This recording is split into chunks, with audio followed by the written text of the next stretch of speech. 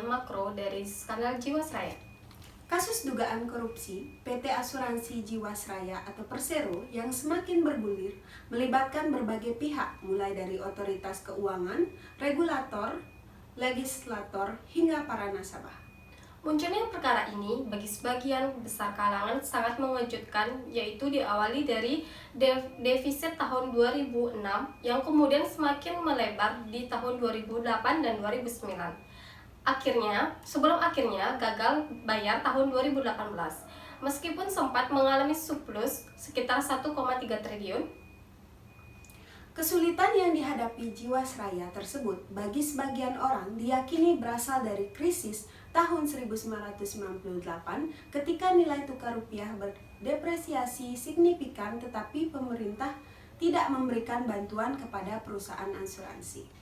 gambaran ini memperlihatkan keanehan, yaitu yang pertama, meski surplus tetapi bisa gagal bayar, dan kedua, peristiwa ini terjadi ketika performa ekonomis Indonesia sedang baik, ditandai oleh tingkat pertumbuhan yang lebih tinggi dibandingkan dengan negara sekawasannya.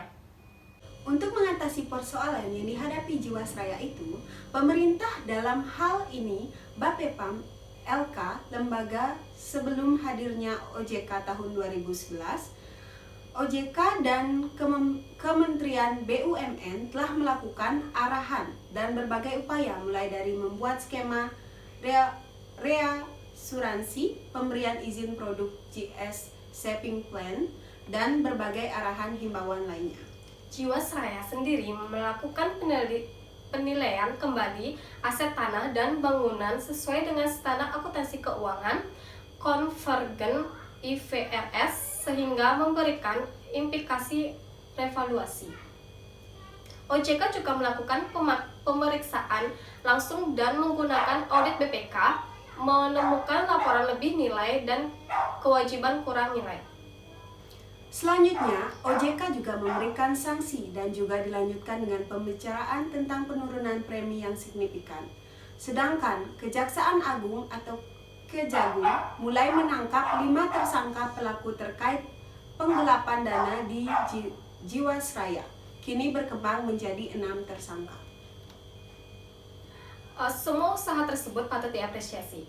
Bagi nasabahnya, kasus Jiwasraya ini adalah jelas kegagalan perusahaan asuransi membayar produknya yang melibatkan kerugian secara cukup signifikan. Bagi akuntan, kasus ini merupakan rekayasa laporan keuangan yang melebihkan dan mengurangi nilai, sehingga terkait profesi akuntan terutama luar negeri, bagi sebagian lainnya yang merupakan implikasi krisis tahun 1998. Ia juga bisa dilihat sebagai lemahnya otoritas keuangan, yaitu OJK, sehingga perlu dipertanyakan fungsinya. Bagi KPK dan aparat hukum, ia adalah kasus korupsi dan pelanggaran hukum. Bagi investor, perlu dipertanyakan mengapa berinvestasi di produk yang salah. Semua pandangan yang ada tersebut lebih memperhatikan tindakan responsif dan otomatis ketika terjadi peristiwa. Padahal persoalannya adalah makro, sehingga lebih universal, yaitu menyangkut hukum atau tata aturan keuangan yang selama ini diabaikan dan kini semakin memperlihatkan dirinya. Aturan-aturan tersebut dapat ditelusuri sebagai berikut. Akankah kita terus mengabaikan demi kepentingan sekelompok saja? Apa yang terjadi pada Jiwasraya dapat ditelusuri. Pertama, dari kebijakan yang menganggap bahwa uang diciptakan oleh otoritas, yaitu Bank Sentral. Namun teori mengatakan bahwa otoritas moneter seperti Bank Indonesia boleh saja menciptakan uang dan mengontrol jumlah uang beredar, tetapi tidak komersial juga bebas menciptakan uang.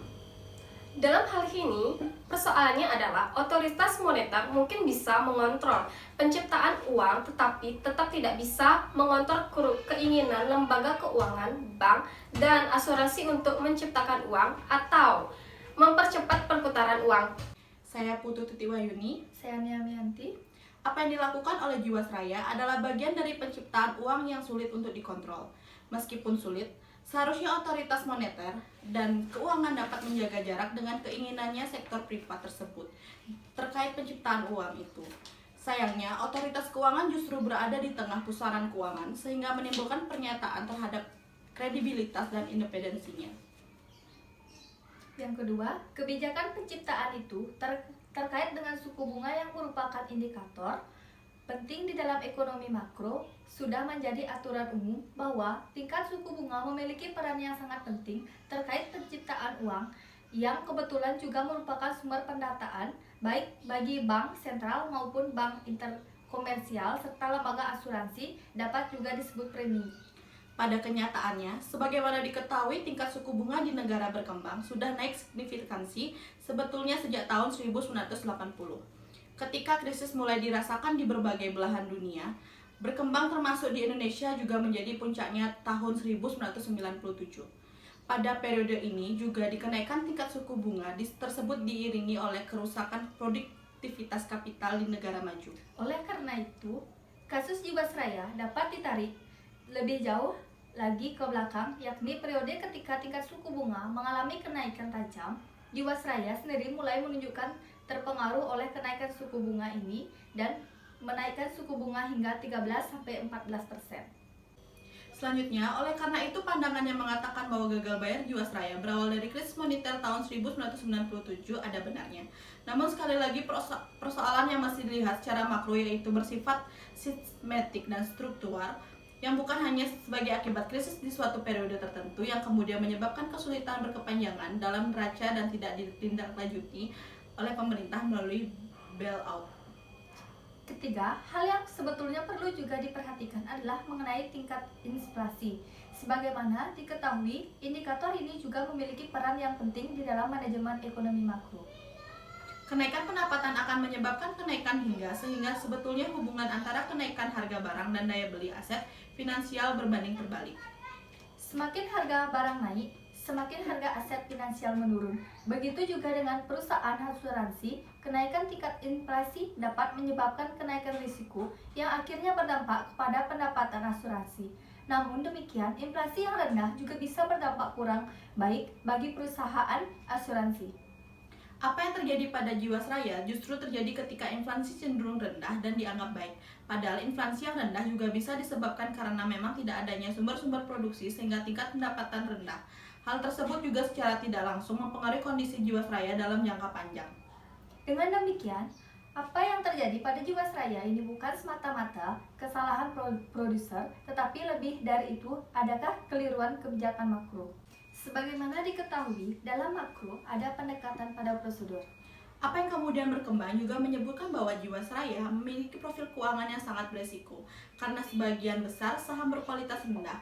Hal ini berbanding terbalik dari teori investasi yang menjelaskan struktur komposisi investasi yang aman.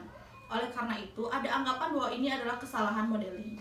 Hal ini kurang tepat karena modeling memang memiliki keterbatasan. Begitu juga dengan teori analisis VAR yang dikembangkan oleh ekonometrika pun tidak sepenuhnya stabil. Peristiwa ini memperlihatkan kegagalan teori ekonomi konvensional dan praktiknya pemerintah perlu memikirkan untuk menggunakan pendekatan lain. Untuk itu, pemerintah perlu segera membenahi internal yaitu dengan memperbaiki berbagai kontradiksi internal perekonomian termasuk kontradiksi antara keuangan dan industrialisasi. Sekian dari kami, terima kasih.